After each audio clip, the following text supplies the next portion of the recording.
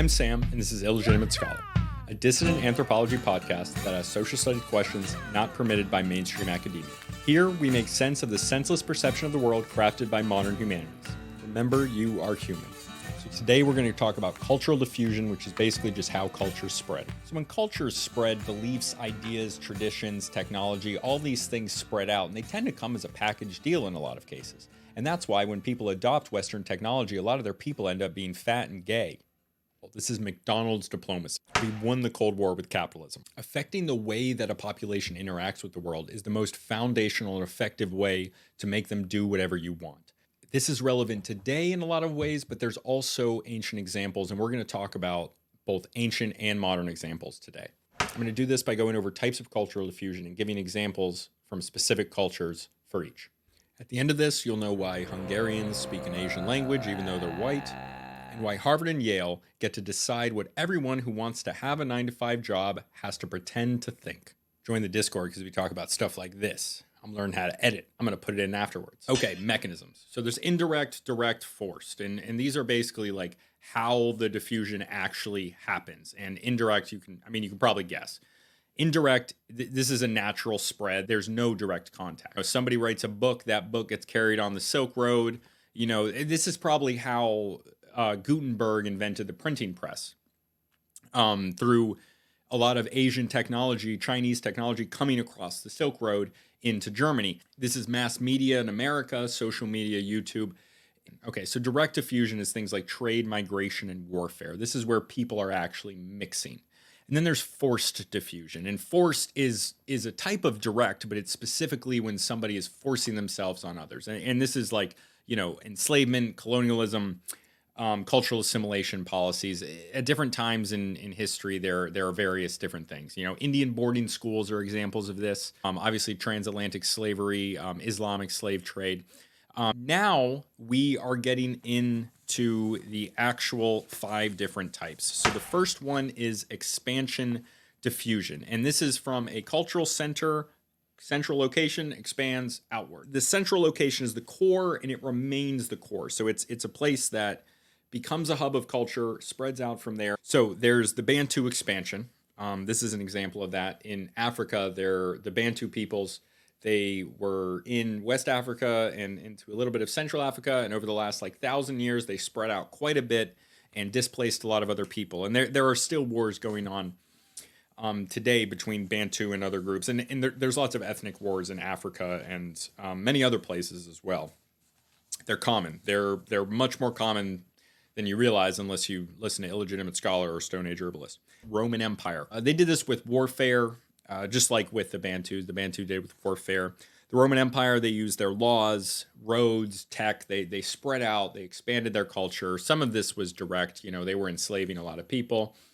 Some of it was just with people Romanizing by choice, being conquered, you know, just accepting that this was the best way for them to move forward. And this is often, it's often not direct. It's often just, you know, they incentivize it. And cultures that can adequately incentivize people to join their culture and to expand their culture do very well. You see this in things like the Islamic expansion, which is my next bullet point. Okay, great. And they expanded with warfare. First off, just like the Roman Empire and the Bantus, but also trade networks, adoption of religion through incentivization. Polynesians are the only one that didn't really expand with warfare out of this list that I have. And they mostly came to islands that were uninhabited, but they did have their fair share of warfare, and they were an expansive culture, and they did have this, you know, within their own tribes. A lot of these islands aren't as small as you think they are, so they do have different groups that are at odds with each other. And there is the terrible story of what the Maori did to the Moriori, which you can hear about in episode 42 with the Stone Age Herbalist and on his Substack. So there's a common thread here, right? It's warfare and then adoption through incentivization. So you use both of these things. But this is expansion diffusion. This is spreading outwards from a central hub. Next one is relocation diffusion. So relocation diffusion, this is the physical movement of people, not just migration. We're going to get into the details. It's when they move somewhere and share their culture. And this is a two-way interaction. So, you know, there is a group that comes from their old culture. They move into a new place and they, you know, affect the native population, and the native population affects them. Examples. Irish, Italian, and other diaspora peoples. They bring food, dance, religion, very common.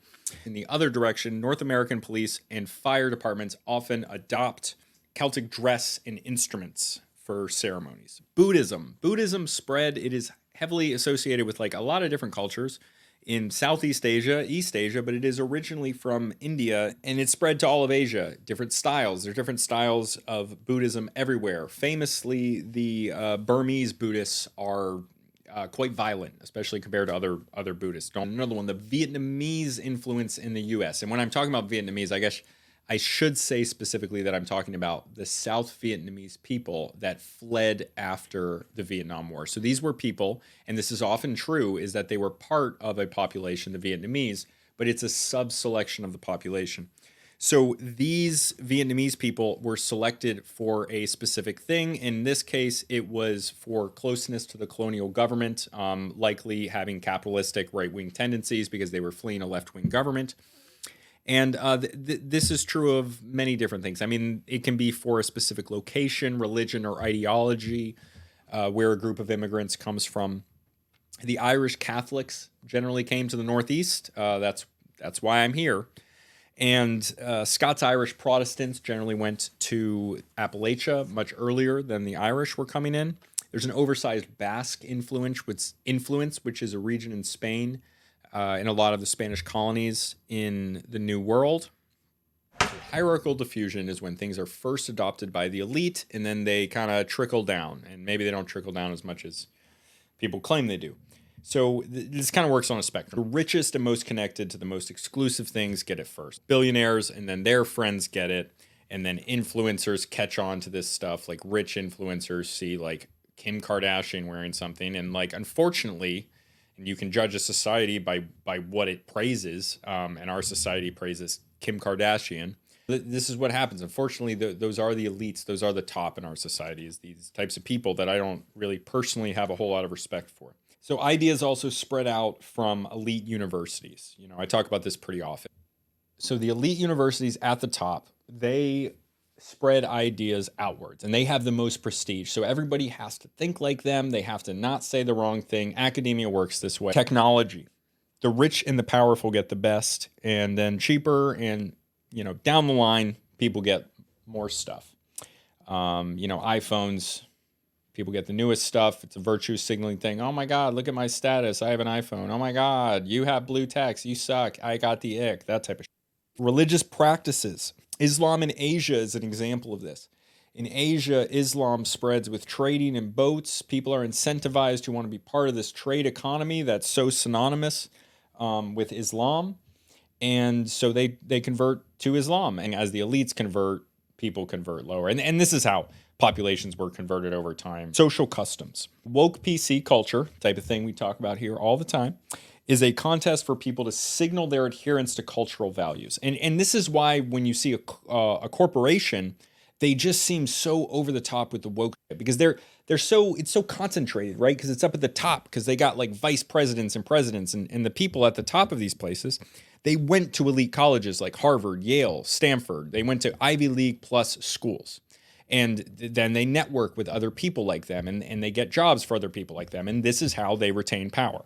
So social customs are huge because it's a way for people to signal to other people that they have the right beliefs, that they are safe with them, that they believe the same thing, that you identify with the same things. Many times in history, a foreign force rules over a foreign people. That's a weird way I wrote that. This is basically the norm. Okay, so a foreign people will come in, they will take over a place, and they will act as the elites in that area, and they are ethnically different from the local people. In a situation like the Magyar ruling class in Hungary, when they're ruling over the European people, and this is 1,000 years ago, they do all start speaking this Asian language, and they still do. But the ethnicity is unchanged. They're generally not able to be distinguished from the groups around them. They're not distinct ethnically, which is fine. But it's not fine if you're an ethno-nationalist. So contagious diffusion. It's rapid, it's widespread, it's very common in the modern world because you can put out a video, and if it appeals to people for some reason, or someone in the right position wants it to be seen, it can be seen by 1 billion people. I mean, it's rare for that to happen to that extreme, but it's not that rare. Like, people that right now have probably told you, oh my gosh, I posted a video of my cat on Instagram and it got 1 million views on Reels. Like, that just happens to people randomly. That's crazy. Okay, it's crazy. It's insane if you stop and think about that, and you think about how we're anatomically the same as we were 300,000 years ago, at least. That's the most modern estimate. 300,000 years ago, at least. That same anatomically modern human can just go on their little device and post a freaking... How do you describe a video? I digress. So viral trends, TikToks, planking, slang, fashion trends. Stimulus diffusion. Stimulus diffusion is cultural borrowing. It's syncretic. You're sharing your culture together. A culture adopts an element of another culture within their own cultural context.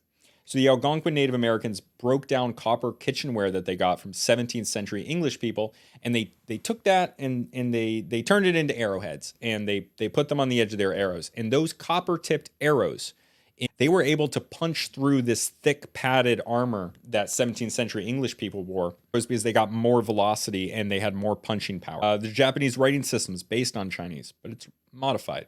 African American music, like jazz and blues, was created on European instruments, but altered with African American culture and traditional, like African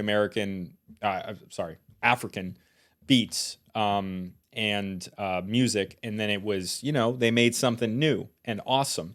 And then, guys like Elvis, some people might say he stole it, but really he did the same thing. He took it, altered it. He did make a lot more money than them, and a lot of those artists got screwed over, but a lot of the white artists were getting screwed over too. Music industry is not very good. So these are just some of the ways that anthropology has decided to help us understand how human culture changes. They are not definitive. They are themselves culture. If you enjoyed this and want more cultural anthropology content from outside the woke mainstream, check out more of my videos here and subscribe, like the video, check out the rest of the podcast. Thank you.